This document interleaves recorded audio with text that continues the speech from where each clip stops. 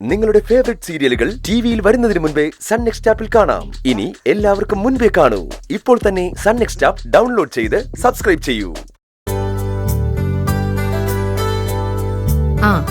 ഏലൻ ചൂടുവെള്ളത്തിൽ മോന്റെ ദേഹം തുടച്ചെടുത്തപ്പോ അവൻ സ്വസ്ഥായിട്ട് കിടന്ന് ഉറങ്ങിയത് കണ്ടോ?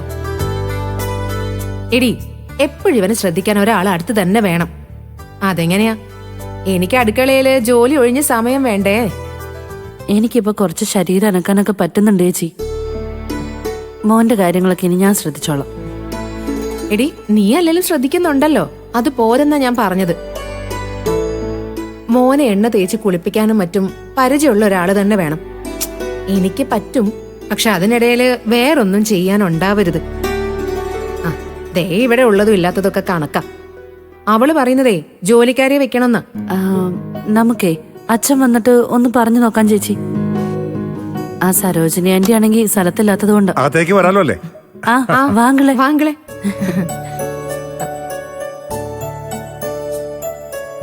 എന്നെ മോനെ കാണാൻ അങ്കിളെന്ത് ഇങ്ങോട്ട് കയറി വരാത്തെന്ന് ആലോചിക്കായിരുന്നു.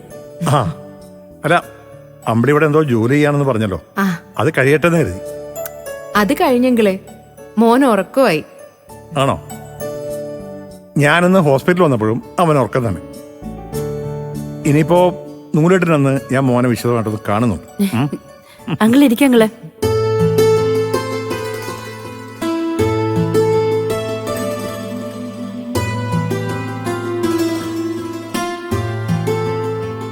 മോൻ നല്ല ഉറക്കമാണല്ലോ.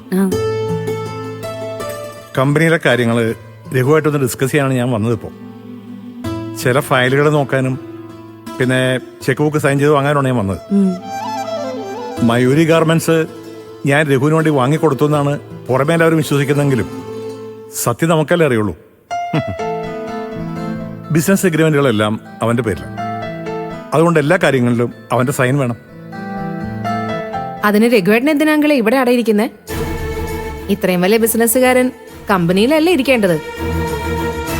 അതിന്റെ കാര്യം എന്താന്ന് നിനക്കറിയാലോ. നീ രഘുവിനെ എങ്ങനെ അകറ്റി നിർത്തുന്നത്? അവന് സഹിക്കാൻ പറ്റുന്നതിലും അപ്പുറം. എന്റെ അങ്കിളെ, എനിക്കിപ്പോ ചീരുവിന്റെയും കുഞ്ഞുങ്ങളുടെ കാര്യം നോക്കാൻ മാത്രമേ നേരമുള്ളൂ. എന്നിട്ട് മറ്റുള്ളവരുടെ ഭക്ഷണ കാര്യത്തിലും മറ്റും ഞാൻ ശ്രദ്ധിക്കുന്നുമുണ്ട്. അതിലപ്പുറമൊന്നും എന്നെ കൊണ്ട് പറ്റില്ല. അമ്പടി നിൽക്ക്. എനിക്ക് പറയാനുള്ളത് മുഴുവൻ നീ കേൾക്കണം. ദേ ചായ ഉണ്ടാക്കി കാണും, ഞാനത് എടുത്തിട്ട് വരാം. വേണ്ട, നീ ഇപ്പൊ ഇവിടെ നിൽക്ക്. ചീരു, നീ ഒന്ന് പറവളോട്. ചേച്ചി, അങ്കിളിന് പറയാനുള്ളത് കൂടി ഒന്ന് കേട്ടിട്ട് പോ.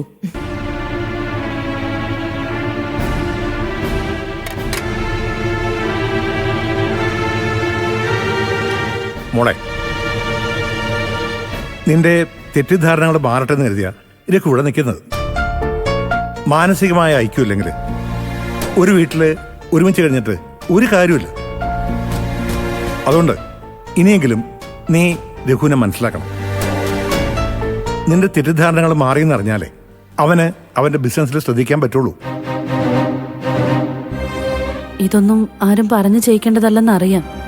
എന്നാലും ഞങ്ങളെല്ലാരും ഒരേ കാര്യം തന്നെ പറയുമ്പോ രഘുവേട്ടനോട് ക്ഷമിക്കാൻ അമ്പിളി ചേച്ചിക്ക് ശ്രമിച്ചൂടെ? ഞാൻ ശ്രമിക്കുന്നുണ്ട് ജീരു. എന്റെ ഭർത്താവല്ലേ, എന്റെ കുഞ്ഞിന്റെ അച്ഛനല്ലേ എന്ന ചിന്തയൊക്കെ എനിക്കുണ്ട്.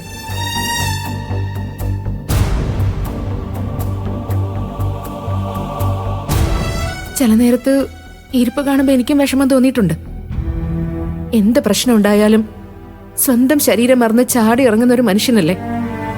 ഈ കുടുംബത്തെ ഏതൊക്കെ ഘട്ടങ്ങളിൽ താങ്ങി നിർത്തിയ ആളാ രഘുവേട്ടൻ.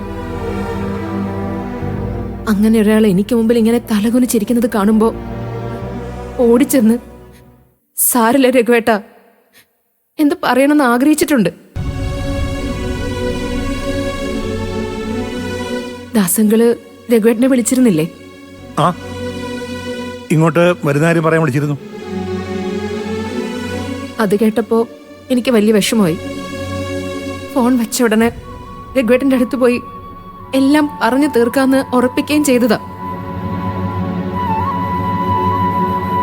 പക്ഷെ അവസാനം രഘുവേട്ടൻ അവളുടെയും കുഞ്ഞിന്റെ വിശേഷം ചോദിക്കുന്നത് കേട്ടപ്പോ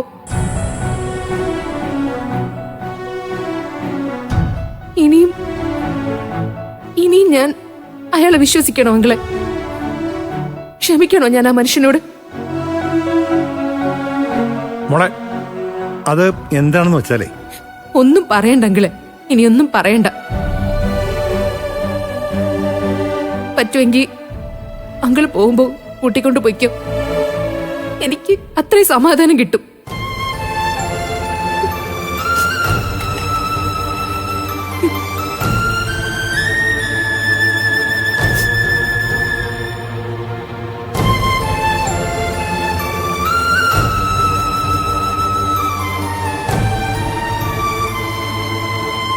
എന്താ അങ്കിളെ കേൾക്കുന്നത്? രഘുട്ടൻ വീണ്ടും? ഏയ് അങ്ങനെയൊന്നും ഇല്ല മോളെ ചെയ്തു. ആ കൊച്ചിന്റെ അസുഖം ഭേദമായെന്ന് മാത്രമേ അവൻ ചോദിച്ചുള്ളൂ. അങ്ങളെ ദാ ചായ കുടിക്കേ. ആ കഴിക്കാൻ എടുത്തു വെച്ചിട്ടുണ്ടേ. മോളെ ഞാൻ അവിടെ ഉണ്ട്.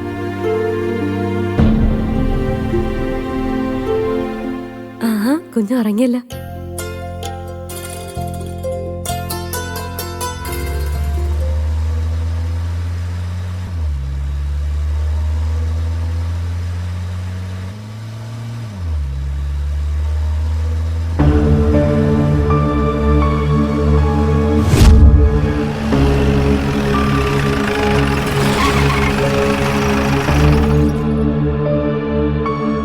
ആരെ ഏട്ട കാറില്? അതാ ഞാനും നോക്കുന്നത്. വിനയനെ തിരക്കി വന്നതായിരിക്കും. പുതിയ വല്ല ഏടാ കൂടെ ഒപ്പിച്ചോ? ദൈവമേ.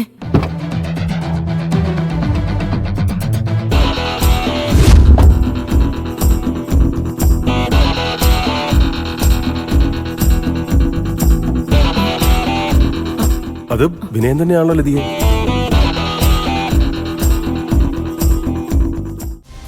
നീ വന്നേ.